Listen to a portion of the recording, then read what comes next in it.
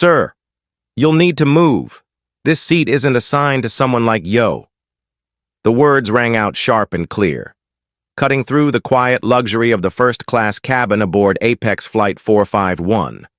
Bound from Chicago to Los Angeles, Samantha Reed, the lead flight attendant, stood at row 2, her arms crossed firmly.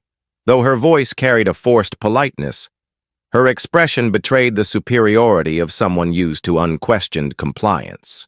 Passengers nearby stirred slightly, sensing the tension but saying nothing. Elliot Brooks looked up slowly from his phone. At 48, he was a tall, confident man, dressed in a navy blazer and crisp shirt. His calm brown eyes met Samantha's without flinching. He didn't ask what she meant. He had lived those words, or at least what they truly meant. For nearly 5 decades, as a child in Detroit, Elliot had been told the city's prestigious golf courses were members only, a polite way of saying, not for boys like you. In college, campus police had stopped him twice, assuming he didn't belong in the library after hours. Early in his career, he had been overlooked time and again, always expected to settle for less, but that was another lifetime. Today, Elliot Brooks was not just a successful man. He was the founder and CEO of Brooks Dynamics, a data technology firm valued at over $2 billion. His company's algorithms powered logistics for Fortune 500 giants. Ironically, Apex Air itself was finalizing a $60 million contract with Brooks Dynamics to overhaul their passenger analytics and booking systems, the very systems designed to prevent this kind of bias. But Samantha Reed didn't see any of that. She didn't care about boardrooms, market value, or contracts. All she saw was a black man seated in 2A, a place she had already decided belonged to someone else. "I'm sorry," Samantha continued, her professional smile tightening. "This seat is reserved for one of our elite passengers. Mrs. Margaret Holloway always sits here." Her tone made it sound like a law of nature, not an airline policy. Without a word, Elliot reached into the inside pocket of his blazer. He calmly produced his boarding pass and his Apex Platinum executive card. He held them out, steady and deliberate. "This is my assigned seat, 2A, he said. Passengers began to take notice. Some lowered their books. A few glanced nervously toward the exchange, and a couple, perhaps sensing where this confrontation was headed, quietly raised their phones and started recording. Before Samantha could reply, another figure approached. Kyle Bennett, the cabin supervisor, arrived with hurried steps. He was a large man with the air of someone who disliked complications. "What seems to be the issue?" he asked, looking from Samantha to Elliot with a hint of impatience. "I've already explained," Samantha said quickly. "This passenger is seated in a spot reserved for Mrs. Holloway. She's requested her usual seat." Kyle didn't even glance at Elliot's boarding pass. "Sir, we'll find you a seat more appropriate, one that fits your—" He stopped short, but the pause spoke volumes. His gaze slid away awkwardly. Elliot didn't move. "This is my seat," he repeated evenly. "I purchased this ticket. I'm an Apex Platinum executive member." A sharp voice interrupted from behind. "It's practically my seat," declared Margaret Holloway, a woman in her mid-50s wearing a designer suit and a string of pearls. She stood clutching an expensive handbag, her expression radiating expectation. "Everyone knows I always sit there. Surely you understand that social standing isn't up for debate." Samantha nodded approvingly at Margaret's declaration. "Sir, please, let's not escalate this. Cooperate, and we'll find you a comfortable alternative." Elliot leaned back slightly, his expression unreadable. The cabin seemed to grow heavier. Passengers who had tried to remain detached were now watching intently. Some, sensing the injustice unfolding, continued recording discreetly. He took a slow breath. This was a familiar crossroads. He could comply, Avoid further humiliation, keep the peace. But deep down, he knew peace had always come at the cost of dignity. "I will not give up my seat," Elliot said clearly. His voice was steady, his posture calm but unyielding. "I paid for it, I'm entitled to it, and I will not move." The silence that followed was almost physical. Even the hum of the engines seemed to fade. Passengers exchanged glances, some sympathetic, others indifferent, a few visibly uncomfortable. Kyle Bennett lowered his voice but leaned in toward Samantha. Elliot caught the words anyway. "Force him." Samantha gave a subtle nod. Her smile vanished. Within moments, 2 uniformed security officers entered the cabin. The air grew tense, brittle.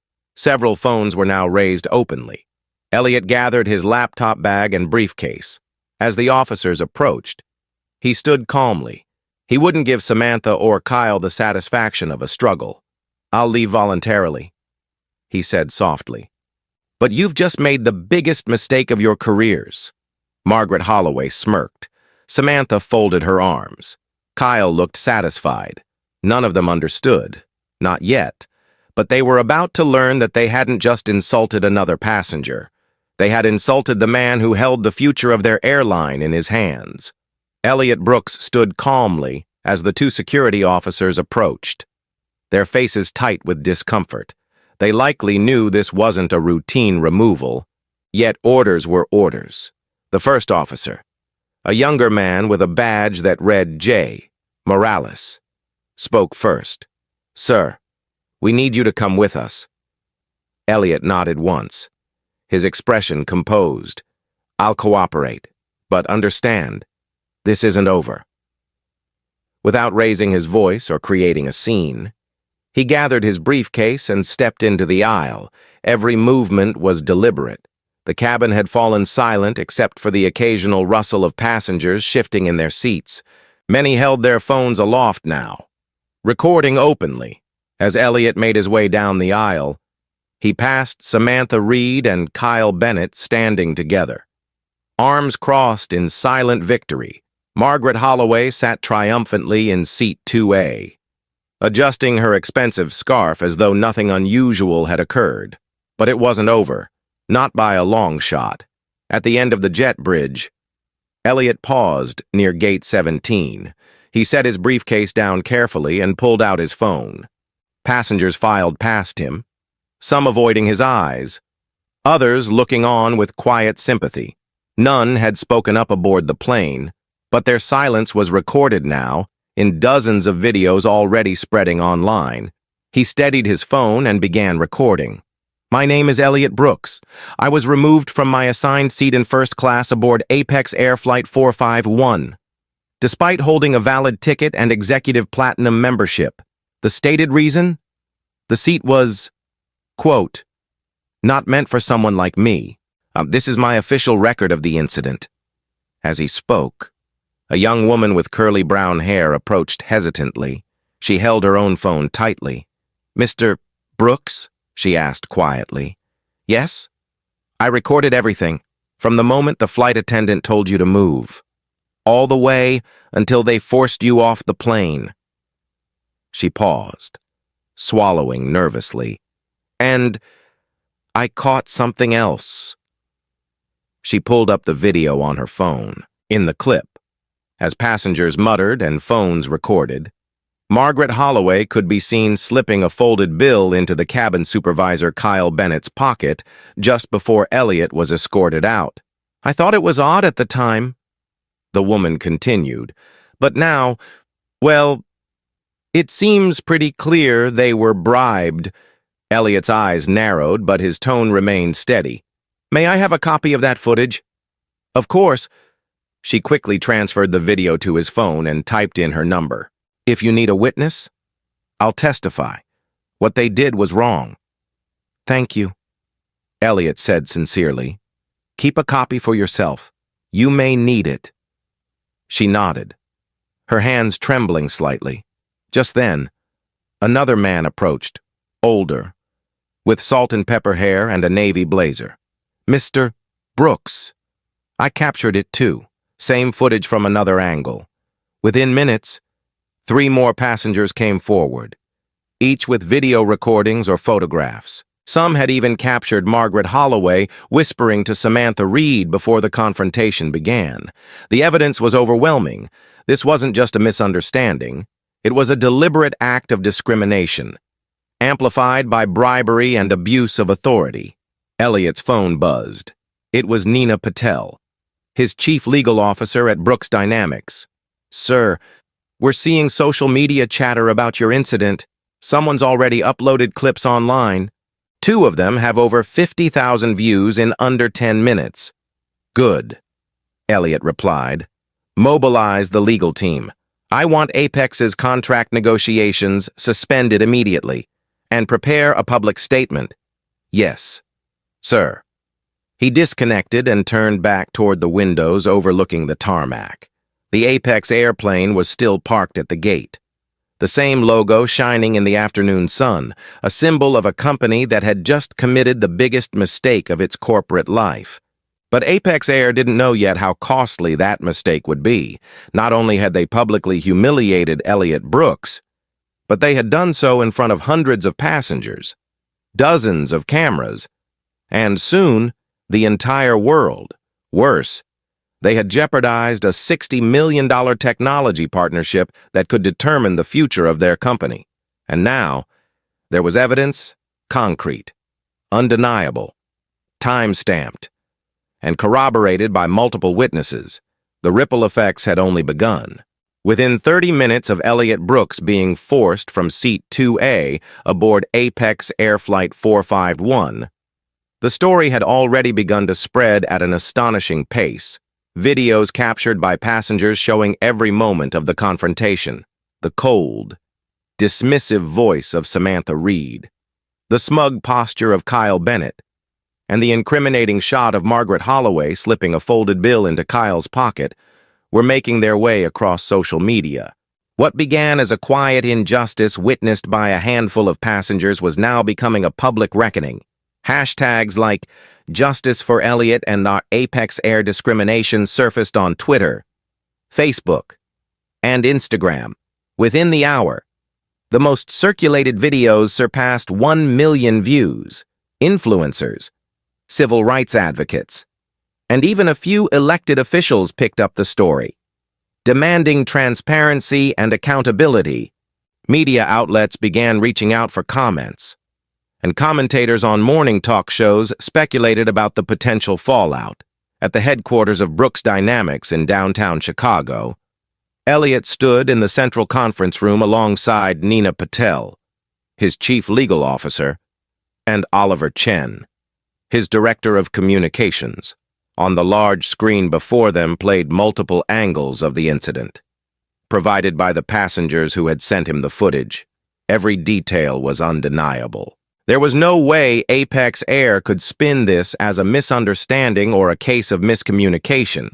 It was a clear, deliberate act of discrimination, amplified by bribery and an abuse of authority. "Nina," Elliot said, his tone calm but resolute, "prepare the legal documentation. We will take this to court and to the court of public opinion." "Already underway," Nina replied. "We've gathered all available evidence and are drafting a formal statement." "Oliver, notify Apex Air's executive office. The $60 million technology contract is suspended until a full independent investigation is conducted." Oliver nodded. "The message will be delivered in the next 10 minutes. Elliot stepped to the floor-to-ceiling window, overlooking Chicago's skyline. He was no longer angry. That emotion had passed. What he felt now was clarity. In his life, he had endured too many slights, too many instances of being told, directly or indirectly, that he did not belong. But this time would be different. This time, he would not just fight for his dignity, he would fight to change the culture that allowed such injustices to thrive. 2 hours later, Elliot arrived at Apex Air's Los Angeles headquarters. The company's leadership had called for an emergency meeting. Richard Mathers, the CEO, Laura Chen, the CFO, and David Rollins, the chief legal officer, had gathered with several board members in the executive boardroom. The room, usually reserved for strategic planning and controlled discussions, now felt more like a courtroom awaiting its verdict. A massive screen at the end of the room displayed a frozen frame from the most circulated video. Samantha Reed standing over Elliot in seat 2A, Kyle Bennett beside her, and Margaret Holloway smirking with entitlement. Richard Mathers looked pale, the weight of the crisis clearly visible on his face. When Elliot entered, accompanied by Nina and Oliver, the room fell silent. He carried himself with the composure of someone who understood not only wealth, but purpose. "Mr. Brooks," Mathers began, his voice tight with apprehension. "Thank you for meeting with us so quickly. First, let me express our deepest apologies for—" "I am not here for apologies," Elliot said firmly. His tone was not loud, but the finality of his words silenced the room. "I am here to review the facts." He placed a tablet on the conference table and connected it to the display.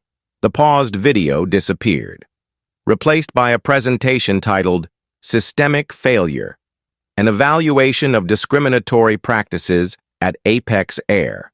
"First," Elliot began, "your staff violated federal anti-discrimination laws by removing me from a seat I had legally purchased and was assigned, based solely on my race and perceived social standing."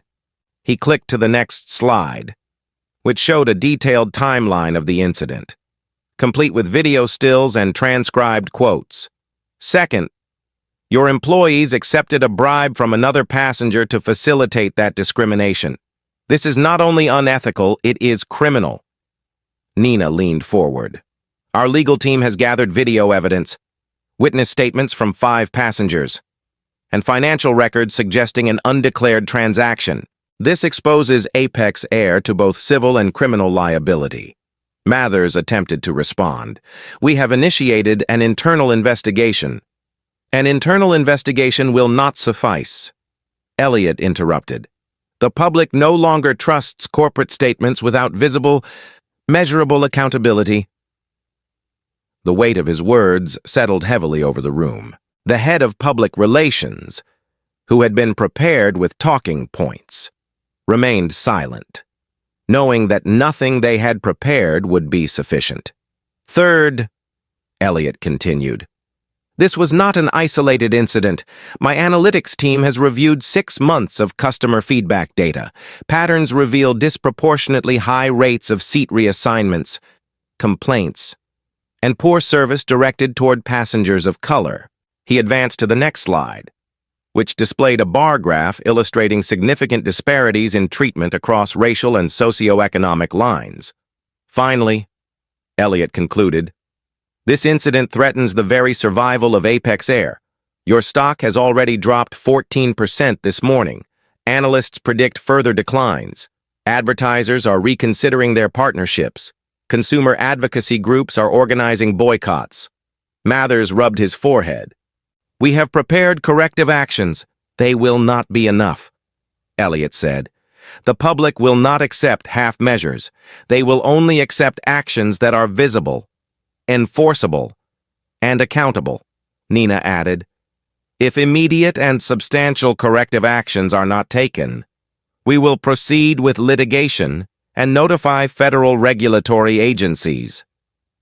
Elliot looked around the room, locking eyes with each board member. As Apex Air's largest individual shareholder, holding 27% of voting stock combined with my strategic partners, I am calling for an emergency shareholder vote.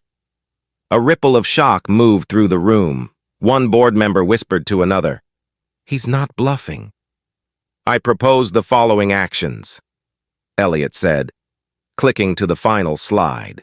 "First, the immediate termination of the 3 employees involved, Samantha Reed, Kyle Bennett, and Captain Harris. Second, the permanent banning of Margaret Holloway from all Apex Air services. Third, a full public admission of discriminatory practices. coupled with a binding commitment to implement bias elimination protocols developed by Brooks Dynamics. Fourth, a mandatory 48-hour suspension of operations to conduct comprehensive equity and ethics training. Fifth, the formation of an independent passenger equity board with auditing and enforcement authority. The CFO's face blanched. A 48-hour suspension will cost us millions. Elliot held his gaze steadily. And what would a 30% stock drop cost you? Or a class action lawsuit? Or federal sanctions? The room was silent. Even the legal counsel, who had a prepared defense strategy, had no rebuttal, Oliver added. The $60 million technology contract between Brooks Dynamics and Apex Air is suspended indefinitely until these conditions are met. We and our investment partners will also reevaluate our holdings based on the board's response today. Mathers looked at the other board members, his shoulders sagging. I recommend we accept Mr. Brooks's terms, reluctantly but inevitably. The board members nodded their agreement. Then we proceed, Elliot said. By 3 o'clock that afternoon, Apex Air issued a public statement.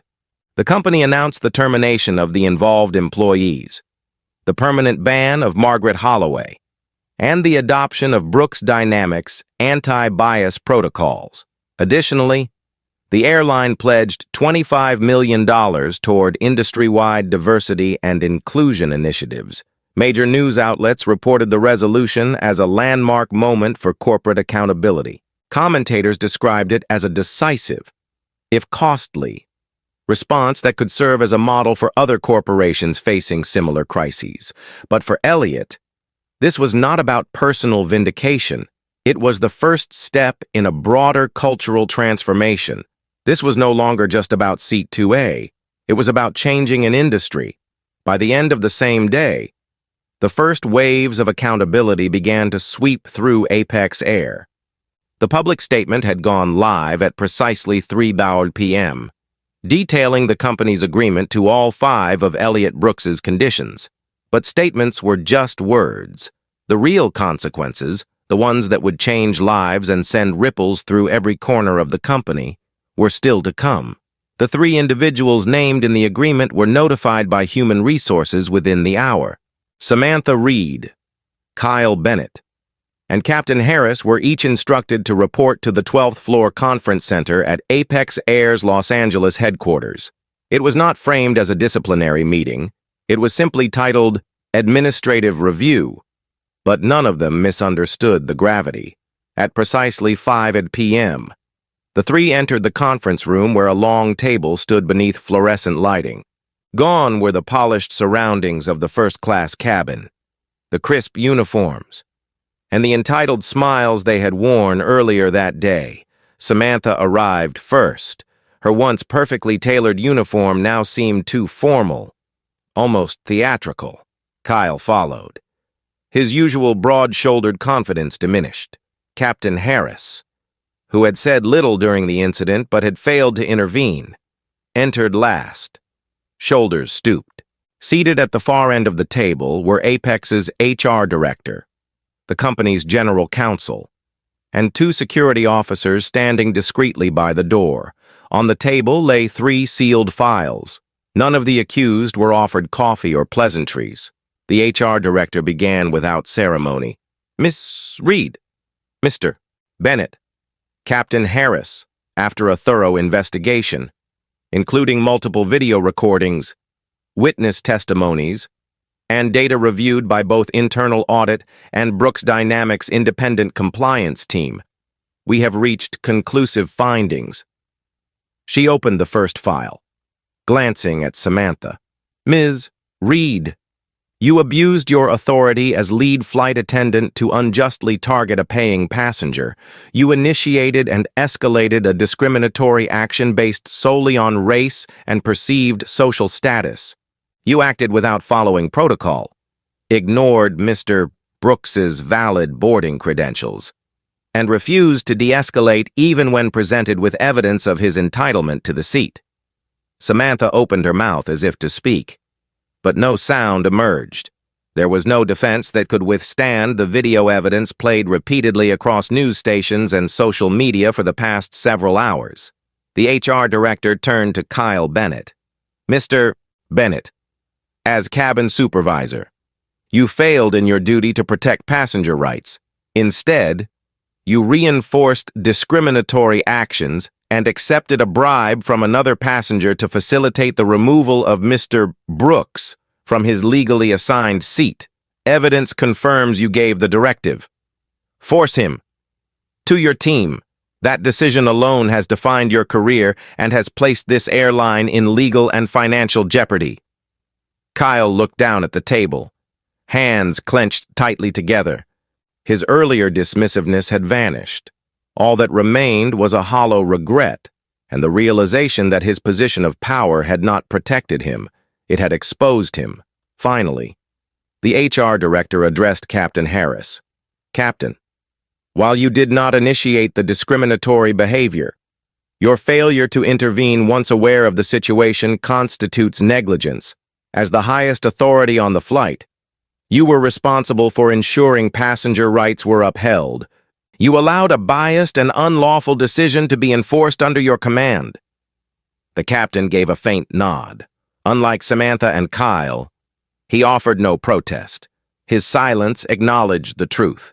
The HR director continued, her tone steady and professional. "Effective immediately. All three of you are terminated from your positions at Apex Air. You are further banned from any employment or consulting roles with all current and future Apex Air affiliates and alliance partners.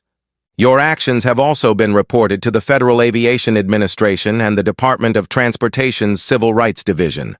Mrs. Holloway's attempt to bribe staff has resulted in criminal charges, and the same applies to any staff found complicit in covering up these violations." She paused, letting the weight of her words settle. "Security will escort you out. You may collect personal belongings from your lockers under supervision." Samantha's tears came first, silent at first, then rising into audible sobs. Kyle stood rigidly, his face ashen, eyes avoiding the HR director's gaze. Captain Harris offered a quiet, "Understood," before standing, as the three were led out of the conference room. Employees gathered in small groups near the hallways and elevator lobbies. Some watched in silence. Others whispered in disbelief, but there were no expressions of sympathy. The prevailing emotion was not cruelty.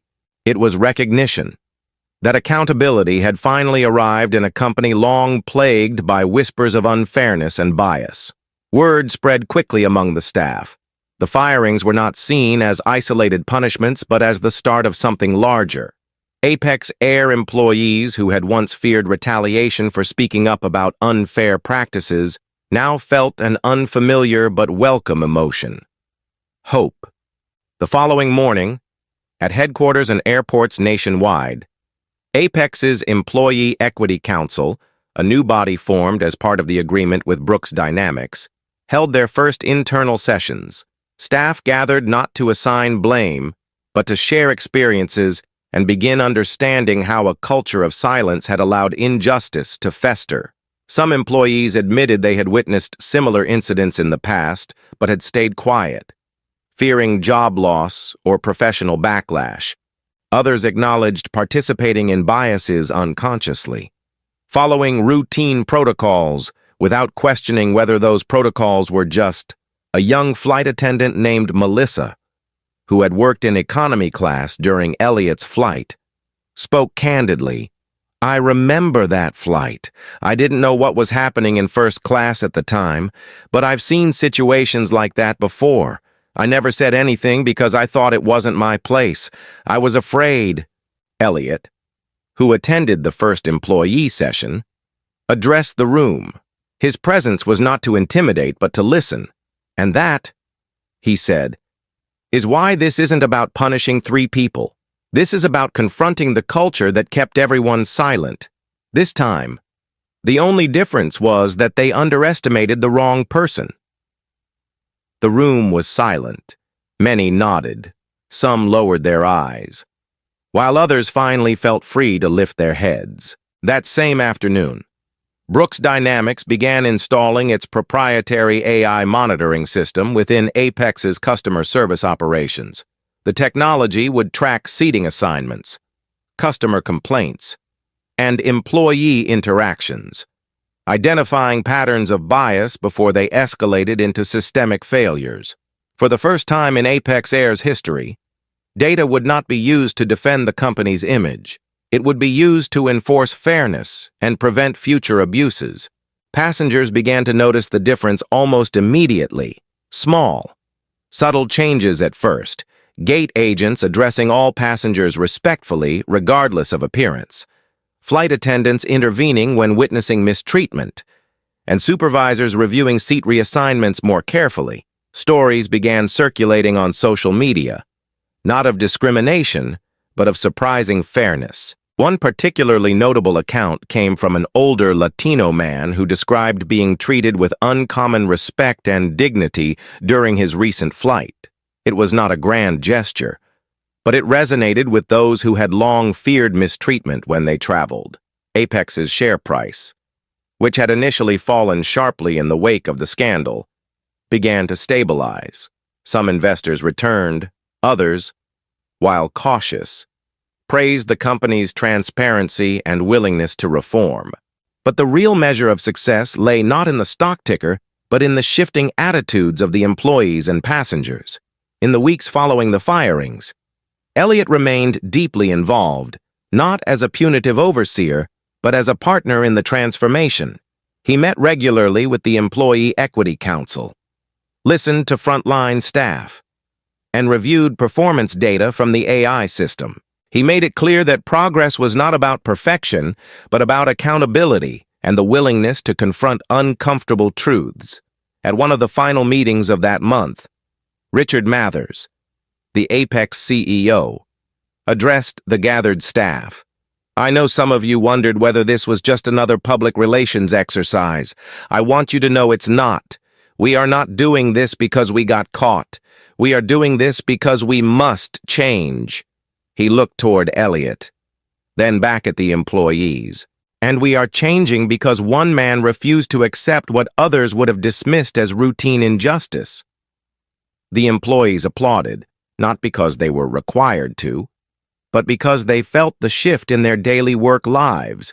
They felt empowered to speak up, to question, and to participate in the rebuilding of a company that had once silenced them.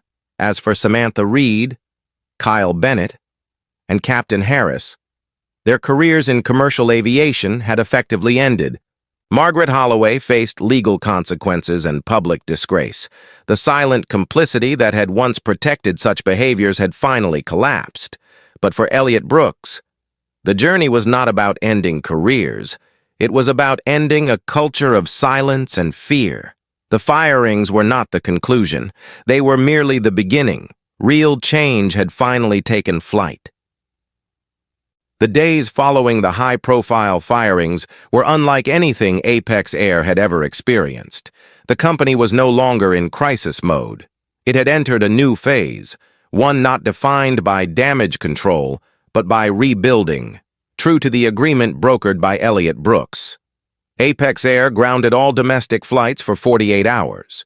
It was a bold, costly move. Industry analysts initially called it reckless. But what unfolded during those 2 days would soon be recognized as one of the most transformative efforts ever undertaken by a major airline. At Apex Air's main training facility near Los Angeles International Airport, thousands of employees arrived in waves: flight attendants, pilots, customer service agents, ground crews, supervisors, and even corporate managers filed into the largest conference hall. Many of them unsure of what to expect. Some were anxious, others skeptical, and a few carried quiet hope that long-ignored problems might finally be addressed. At the front of the room, Elliot Brooks stood beside Nina Patel and Oliver Chen. There was no elevated stage. Elliot had deliberately chosen to stand at floor level, eye to eye with the people who would shape the airline's future. Gone was the tension and hostility of past meetings.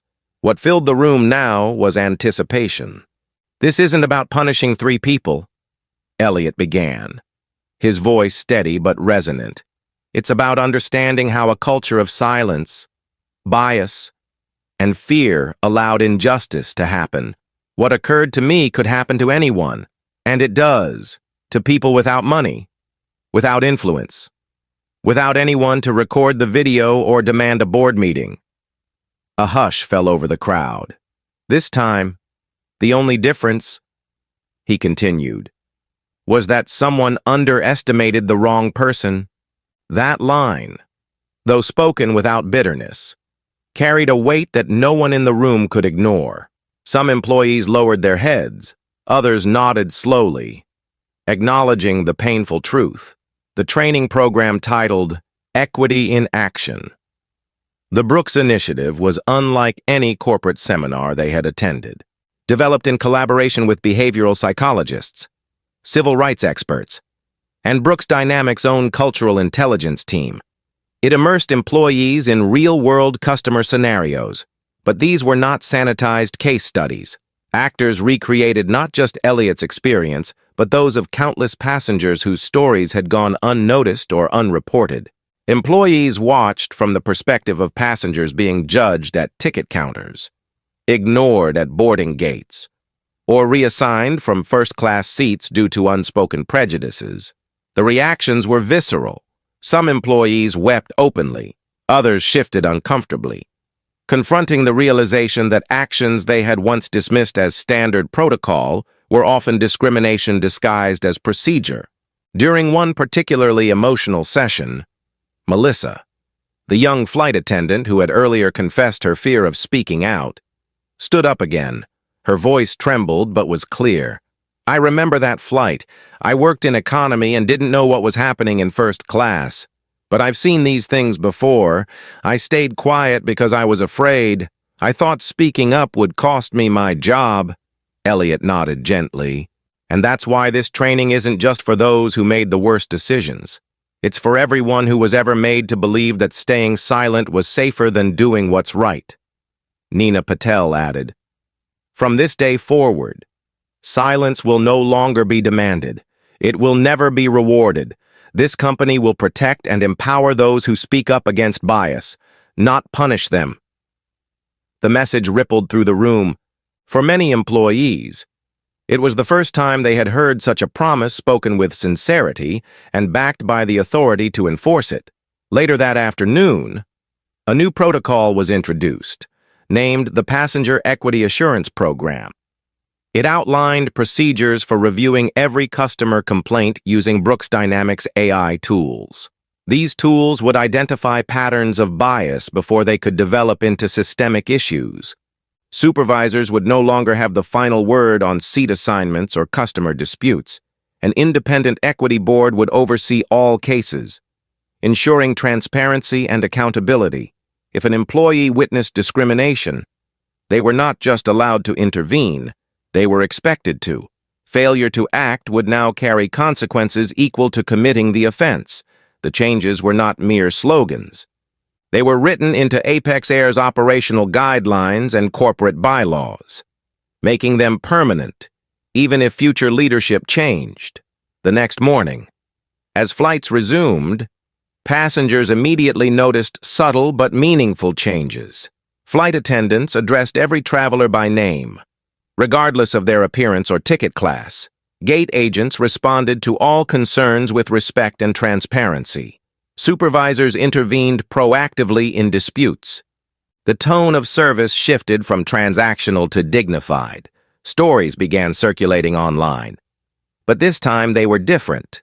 Passengers described unexpected fairness and moments of genuine kindness. One elderly Latina woman, accustomed to being ignored or treated brusquely while traveling, shared a story of a flight attendant personally ensuring her comfort and treating her with warmth. It was not a grand gesture, but it resonated deeply with passengers who had long feared being overlooked. Meanwhile, Brooks Dynamics AI systems began tracking service data in real time. Early reports indicated a dramatic reduction in passenger complaints and a measurable increase in customer satisfaction, particularly among minority and working-class passengers. Employee morale also rose, Those who had once feared retaliation for raising concerns now felt empowered to challenge bias and contribute to the airline's transformation. For Elliot, the most meaningful signs of progress were not in the stock price, which had begun stabilizing, or in the cautiously returning investors. The true success lay in the cultural shifts happening every day among employees and passengers alike. Progress was not about perfection. It was about the willingness to confront mistakes, to speak out, and to change. As he stood watching employees gather for another training session, Elliot knew the work was far from finished. There would be setbacks, there would be resistance, but for the first time, the silent majority within Apex Air had found its voice, and the company that once tried to silence him had now become a platform for amplifying the voices of countless others. 6 months had passed since Elliot Brooks had been told to leave Seat 2A. 6 months since a quiet injustice became a national story. What had begun as a humiliating incident had become the catalyst for one of the most significant cultural transformations in the airline industry. Apex Air was no longer the company it had once been. This change was not just a matter of public relations or clever marketing. It was deep, structural, and, most importantly, measurable. Passengers noticed it first. Subtle shifts that spoke volumes. Flight attendants now addressed all customers by name, no matter their appearance or ticket class. Complaints were no longer brushed aside but reviewed by the Independent Passenger Equity Board established under Elliot's initiative. Brooks Dynamics AI tools monitored service patterns, detecting biases before they became systemic failures. For the first time, data was not used to defend the company's image. It was used to hold it accountable. Employees felt the change too. Many who had once stayed silent out of fear now spoke openly about issues and challenged unfair practices. The hiring process had evolved to prioritize not only skills, but also empathy, cultural competency, and ethical judgment. Morale rose across departments. Staff who had once felt powerless now felt empowered. But the most profound change was cultural.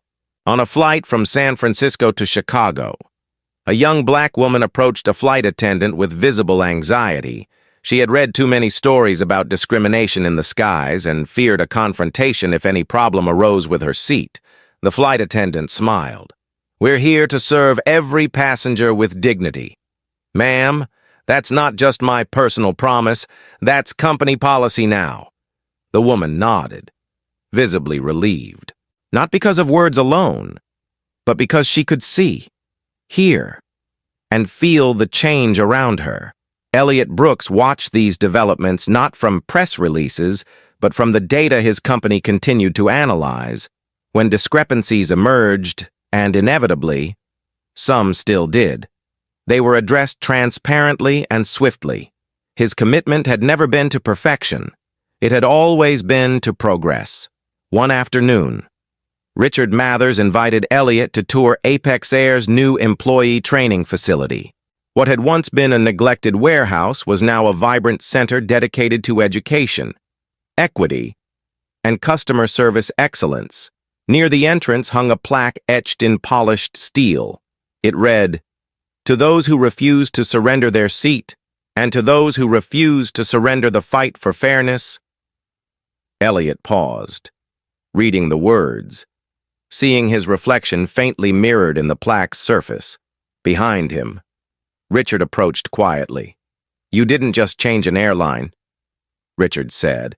"You changed how we think about accountability." Elliot shook his head. "I didn't do it alone. I just refused to stay silent. The real work was done by the people who were willing to listen and act." Outside, a group of newly hired flight attendants gathered for orientation. Their uniforms were crisp, their faces reflecting every shade of America. One trainee whispered to a colleague, "That's him, the man from the video." But to them, Elliot was no longer just a headline or a symbol.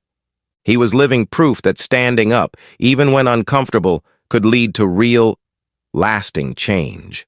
Later that day, Elliot boarded a flight for a business trip. as he entered the first-class cabin. A flight attendant smiled and gestured toward seat 2A. "Your seat, Mr. Brooks." He nodded and took his place. But this time, it wasn't just a seat. It was a symbol, a reminder that dignity is not granted.